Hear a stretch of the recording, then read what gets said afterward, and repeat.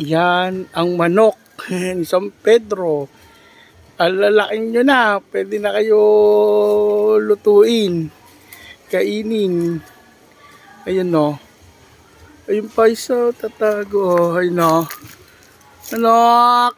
Ay, muning, muning, muning, muning. Kumain ka na, muning. Meow.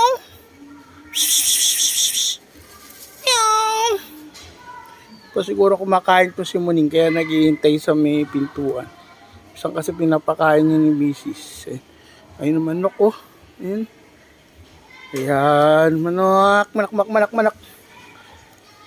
Ayun na. Ning. Ito naman yung santol. Kaya lang wala pa siyang bungi. Yan ang santol. Yan oh. Sarap dito ah. Tapos ito naman, ayun mga bunga na. Magbubunga na yung mga manggaw. Ayun oh, mga manggaw. Nakikita nyo ba yung bunga ng mga mangga? Ayan, malapit na. Ayun. Siguro mga by March, pwede na yung pitasin.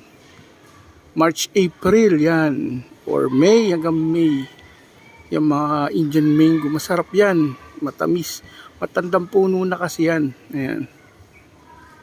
Ayan. Oh, ayan. So, marami tayong mga puno dito. Ay, hindi yung puno ng sampalok. Ayan. Oh, dami, di ba? Yan. Yung tinatawag nilang malasebo ba yun? O yung hinog na kasi kapag yung sampalok na hinog, malasebo. Ayan. Pag naman sa kaimito, ang tawag nila doon ay ano ba? Basta merong ganun tawag, no? Morado. Ayan. So, ito naman, malasebo. Yan. Marami ng bunga, oh. Punong-puno yung puno. Hindi ko lang alam, bantas. Hindi natin kaya akyatin yan. No?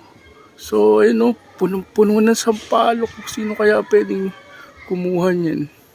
Pwede yan, gagawin nating parang sampalok candy. Lulutuin mo muna, tapos lalagyan mo ng sugar coating. Ayun, para maging karang sampalok candy. Ayan, siguro po, ang gustong kumuha na. Maglalaglagan lang yan, sayang, matutuyo. Ayan, kung sino po yung may gustong kumuha, ayan, malaya po, free and free. Ayan, bigyan nyo lang ako. Salamat!